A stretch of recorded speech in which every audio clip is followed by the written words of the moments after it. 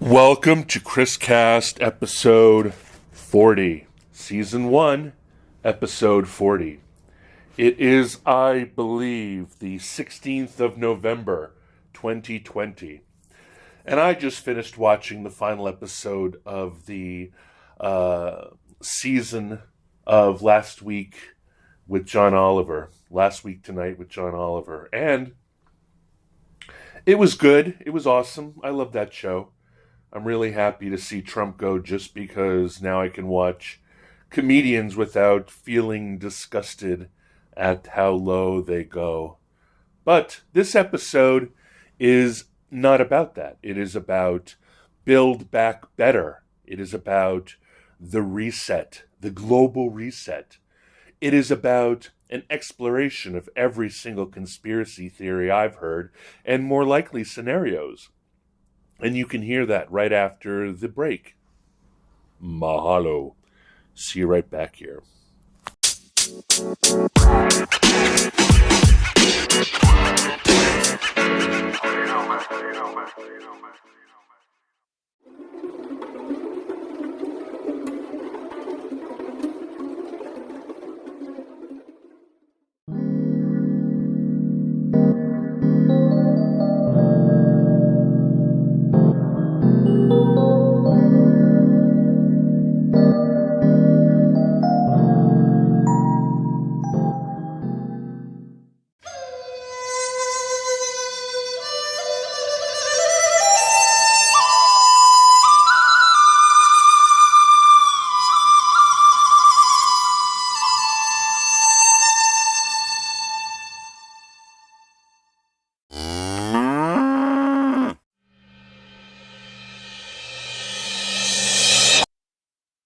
Hey there, in the next segment you are going to hear me refer to 2030 as being 6 years away, and that's because my head's already in 2024.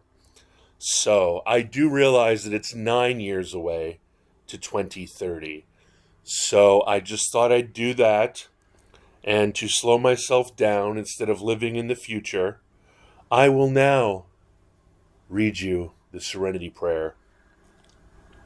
God, grant me the serenity to accept the things I cannot change, courage to change the things I can, and the wisdom to know the difference. Amen.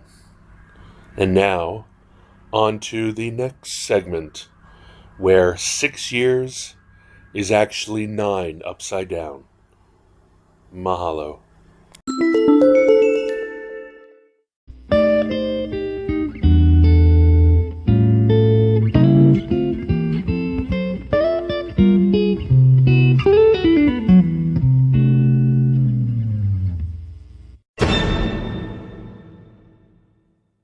Welcome back to episode 40, Chris Cast. My name's Chris Abraham, and this is where we're going to explore reset, reset, reset, reset, reset, reset, reset, build back better, build back butter, build butter back, build back better.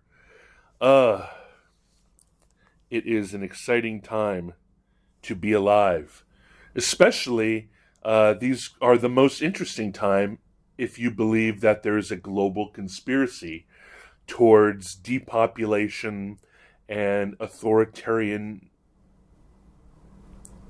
oppression the world over, which I like thinking about, but probably don't believe. I don't believe anything happens, really. I believe nothing actually happens in America. I believe that every single instance of despotism or control or oppression or fascism or any of that kind of stuff is really just opt-in, you know?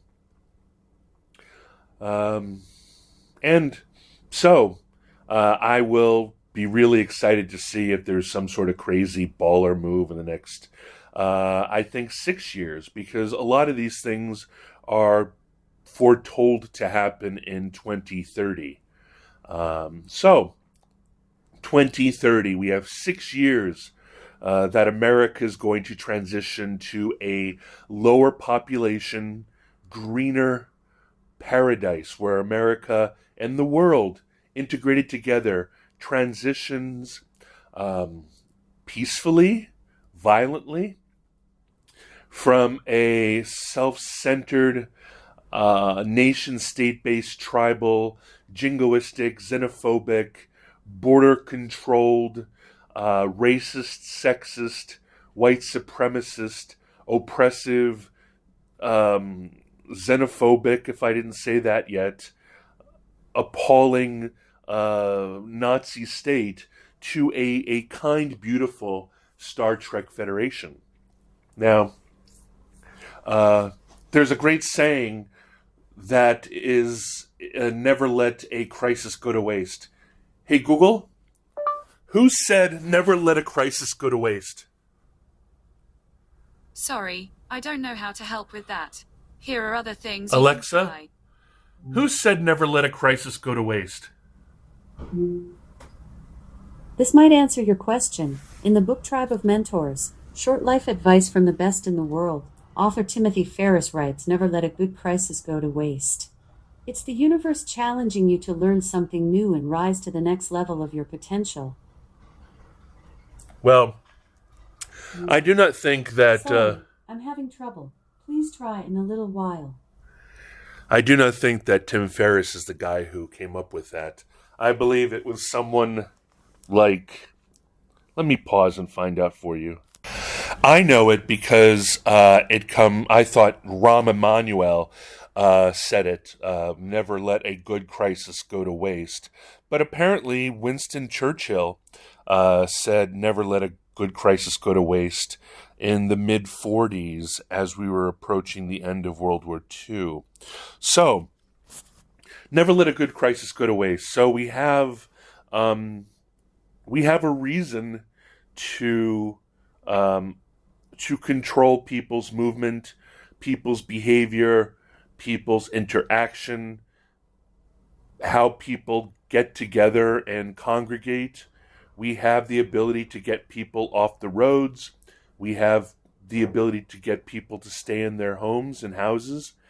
We have the ability to separate the old in retirement communities and nursing homes and hospitals from the young.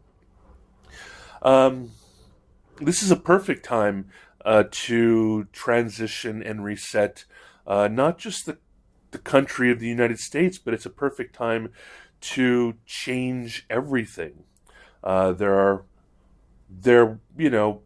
these things first came out after the Great Recession in 2008 and 2009, 2010, whatever. But now they're really exciting, right?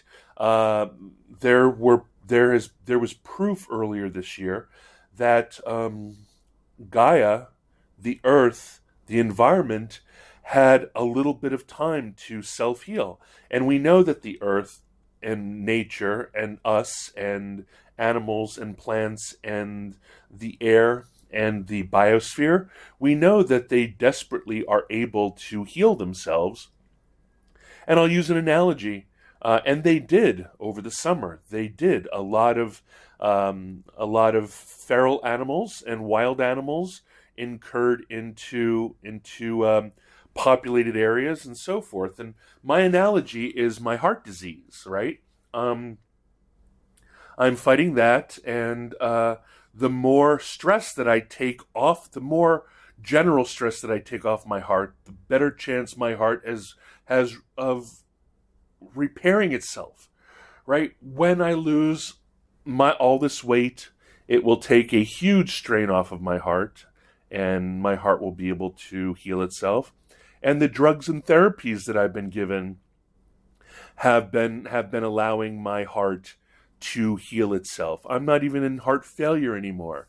So, like my body, which is trying desperately to become healthy, it's working towards health, and my behaviors such as gluttony and sedentariness and sloth and all of the sins, it's making it harder and preventing and throwing a logjam into my body's natural attempt through healthy eating, being within healthy limits of weight and fitness, and what I eat, how much I eat, the gluttony, the type of food, etc. These things are the logjam towards my body healing itself. Now, same thing can be said about internal combustion engines and the resulting exhaust, the use of gas and oil and the resulting carbon dioxide and carbon monoxide, the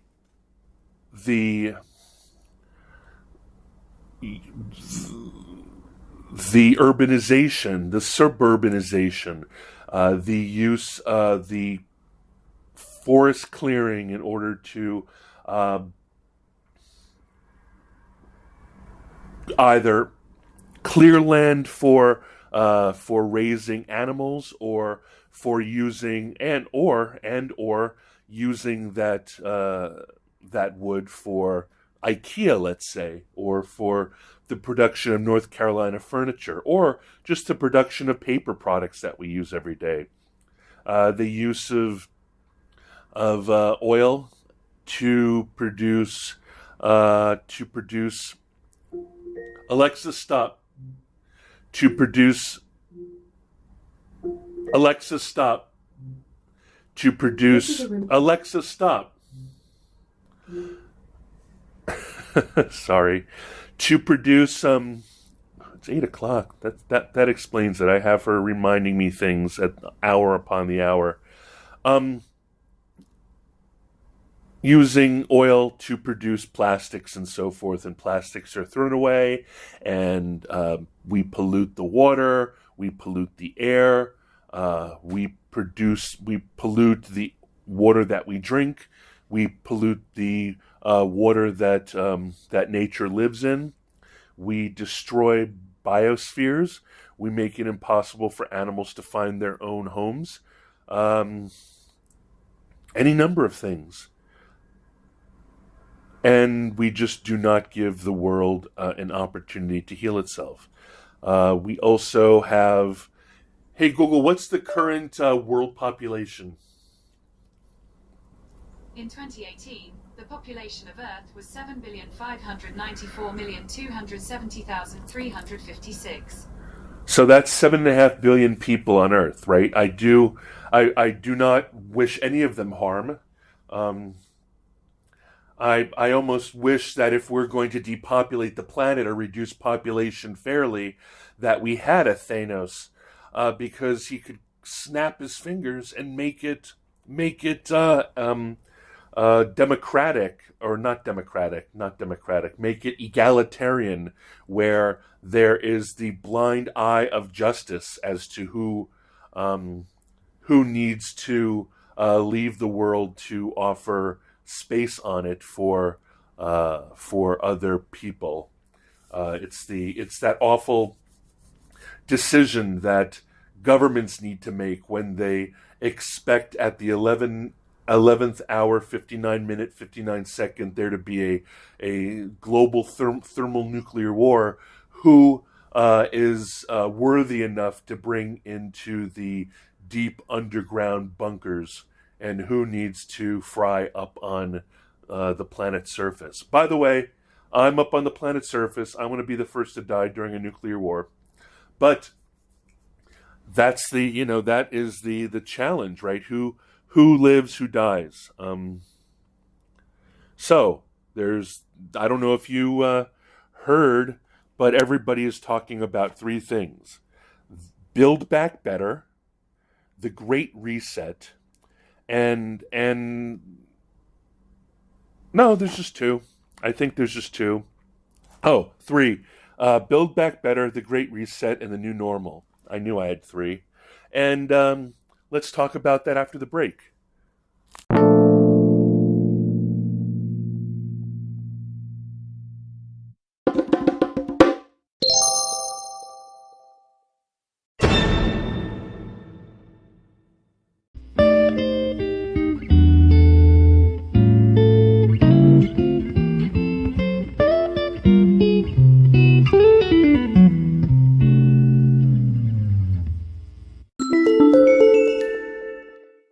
Welcome back to episode 40, Chris Cast, 11/16/2020.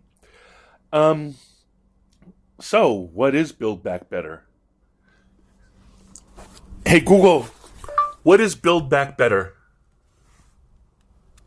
Here's a summary from Wikipedia. Building Back Better is an approach to post-disaster recovery aimed at increasing the resilience of nations and communities to future disasters and shocks. Thank you.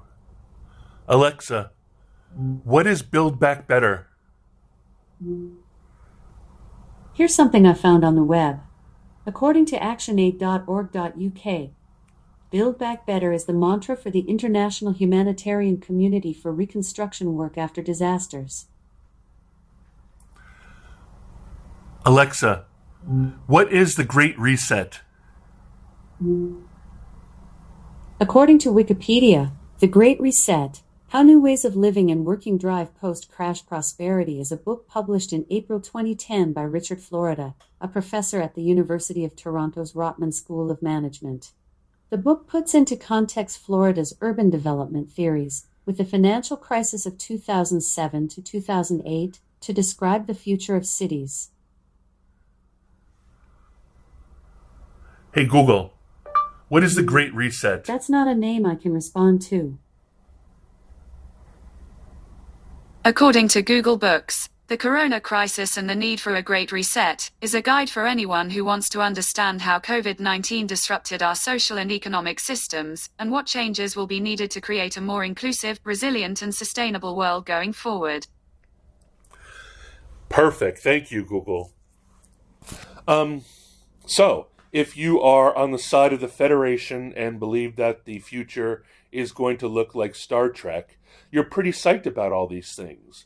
It's going to mean that nation states are going to be a thing of the past. There's going to be more of a focus on checks and balances internationally. Neighbors are going to help neighbors. There's going to be a global attempt at not bombing current and former adversaries into the Stone Age, but trying to reintegrate them into a global family. And that's I don't mean a kumbaya thing, but an active, in the same goals of the United Nations. Hey Google, what was the initial goal of the United Nations forming? On the website UN.org, they say, the United Nations is an international organization founded in 1945 after the Second World War by 51 countries committed to maintaining international peace and security, developing friendly relations among nations and promoting social progress, better living standards and human rights.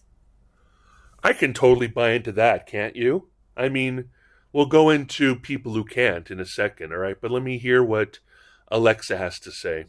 Alexa, what's the goals I pronounce that has, but I'm always working on how I say things and I might not have it right. Alexa, what are the goals of the United Nations? Here's something I found on Wikipedia.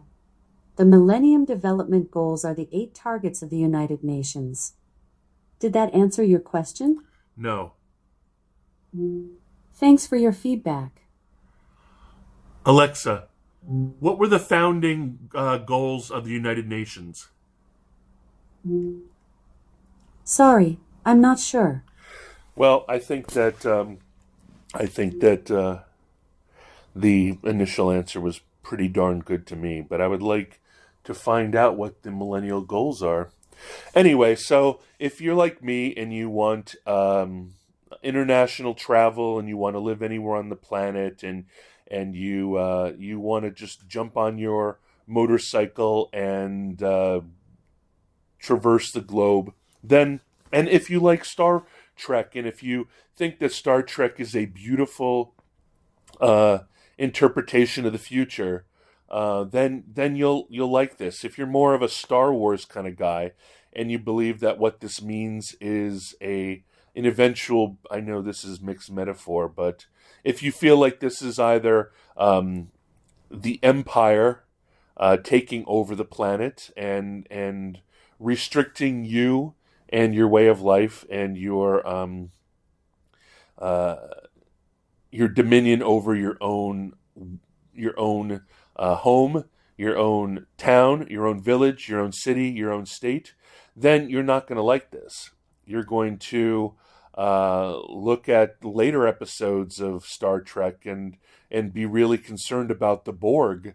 And you're going to see the United Nations as the Borg. You're going to see world government as the Borg, as opposed to just moving forward and getting along in a world where we're probably going to overpopulate the planet, and there'll probably be incredible natural disasters that happen as a result of overcrowding, right? Like coronavirus. Let's assume it was not designed as sort of a hybrid disease combining HIV and flu and this and that in a deep laboratory in Wuhan, China, and let's assume that it was just a natural mutation resulting from wild animals in China being introduced, and the way the weasels in the Nordic countries are now catching COVID, and then in it being mutated into them, and then jumping back into the human population. Remember, we're animals. I mean, I know we, as a culture, feel like we have dominion over the world, but we're merely a very successful species on the face of the earth. Like, I try to remind people to get rid of their damn hubris, that we are as vulnerable to overcrowding diseases, to sicknesses, to population collapses as anybody else, as anything else on planet Earth. Be it algae, be it cod, be it lemmings, perfect example, and so on and so forth. We all know that if you grow too many pigs in a pen, that they're not gonna. Not only are they going to attack and fight each other, but they will also start getting sores. They'll start getting sickness. The disease can become rampant. There are no boundaries and so forth. So these collapses are going to happen naturally. So I think on the most benign level, Build Back Better, and in general the World Health Organization, benignly perceived through the Federation eyes, it is a beautiful thing. It is an essential thing. The United Nations has done a lot of work internationally, right? However, if you perceive it on the other hand, where you see it as you are unwilling to give up anything that you currently have, and you believe that there's some sort of Borging or thought control associated with a federation, which in fact will be a hierarchical vanguard of a proletariat commanding and controlling the people of Earth in a very condescending, terrorizing way.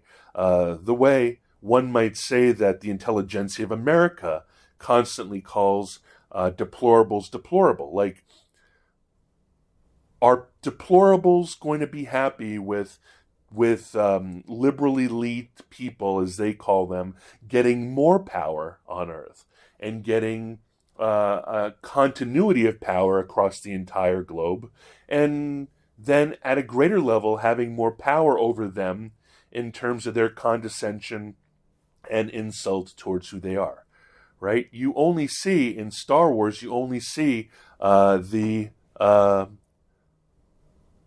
it's like we experience Star Trek as though we're only experiencing the entire future of humanity from a nuclear class submarine, right? I mean, obviously, submariners are our best and brightest people in the entire country, but they're also soldiers, and they also have the kind of mindset where they can set off, hey Google, How many nuclear missiles are on a nuclear submarine? On the website fas.org, they say SSBN 726 class FBM submarines can carry 24 ballistic missiles with MIRV warheads that can be accurately delivered to selected targets from almost anywhere in the world's oceans. So, photon torpedoes, nuclear missiles, whatever, 24 of them that they have the training to send out into the atmosphere to destroy enemy, right? I mean, if you put on evil spectacles while you're watching any episode of Star Trek from back in the back in the first episodes from the 60s, all the way through all the episodes coming to the CBS All Access Star Trek Below Deck or Bottom Deck or whatever, you're going to see a level of sadism, a level of noblesse oblige, which is fancy French for a noble obligation that the intelligentsia and the people in power have towards, honestly, pedantically and condescendingly take care, like as if pablum delivered by spoon to the chubby face of a dumb baby. I mean, if you scratch an Etonian, Oxford, Stanford, Harvard, Princeton, Yale grad, if you scratch them enough, you will come up with any number of deep resentments and condescension and hostile anger that those people have towards the working class and the working class of be it England or America. Deep condescension, deep pity. And I mean, if you haven't seen it every single day for the last 4 years in America, the endless resentment towards. I mean, basically, when you say Trump's base, you're insulting at least 71 to 74 million American voters, and that's a deep hate. That's not, oh, look at them. They know not what they do. It's not a sweet. It's not like the kind of sadness and love that a parent feels for someone of their own blood who is going through challenges and so forth. It's the resentment of that cackling patriarch who feels that he or she, matriarch, can use the wealth that they have as a millionaire / billionaire, that the controls that they can have on the puppets that are their extended families and in-laws when it comes to being either included or excluded from the will. And depending on what side you are, either I hereby, I mean, I've been attending Renaissance Weekend events, not recently, but I've been attending Renaissance Weekend events since 2001, 2002, New Year's down in Charleston. And I must tell you that I happily give the future of this country to those 3,000 families. I think that they do a damn good job. I think that if we have a future based on all of their merit, their love and compassion, that America will be nothing but better. However, if you come from a hostile point of view, where all you can see in their vision is restrictions to land, where you like to hunt and drive and ride, and then taking away the guns that you're just going to kill yourself and others with. And if in order to make the world a better place, you have to give up too many of your own pleasures, you're going to see that future which is honestly being run by those 3,000 families anyway, out of merit, not out of conspiracy. Um, you're going to see the future as a real hellish hellscape. You're going to see the Borg in everybody's eyes. You're not going to see Commander Picard. You're not going to see Captain Picard, who is the most enlightened being ever portrayed on television. So it really depends on whether you think Captain Picard is the most evolved of all humans on planet Earth, or a cuck pussy who should go ahead and die by being scalded by his tea to death. Anyway, come back after the break and we'll close up for now. I think that's enough to muddle in your brain, and I'll talk to you soon.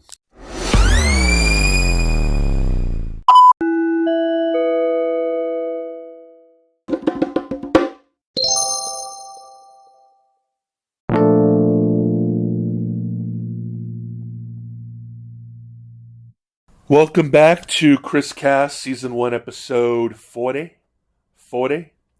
I gotta tell you, probably have heart disease because of all the Budweiser 40s that I drank growing up, thinking that it would be cool because I lived in D.C. So celebrate pouring out a 40 for the 40th episode. Anyway, my name's Chris Abraham. I'm damn glad to meet you. And you can find me at chris@abraham.su. You can find me at chrisabraham.com. You can tweet me at Chris Abraham. You can Insta me at Chris Abraham. You can connect to me on LinkedIn at linkedin.com/in/Chris Abraham. You can YouTube me at Chris Abraham. You could find me, you can text me or WhatsApp me at +1 202 352 5051. You can call me at that number, but I won't answer unless you're my bestie. And even so, I mean, why don't you email me or text me to let me know we're going to have a phone call soon? Blah, blah, blah. You can set up a date with me on the phone, on Zoom, or on Uber conferences at calendly.com/Chris Abraham and /15 or /30 or /60. We'll talk as long as we need to.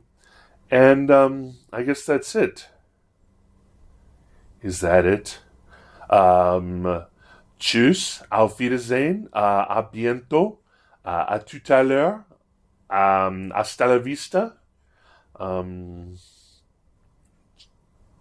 ciao, and all those other things. If you like this crazy ramble, rattle, and as you are building back better, and as you are resetting for the new normal, I ask you to comment and write a review and write a comment and like me or vote me up or give me stars or whatever your platform does, and subscribe to me.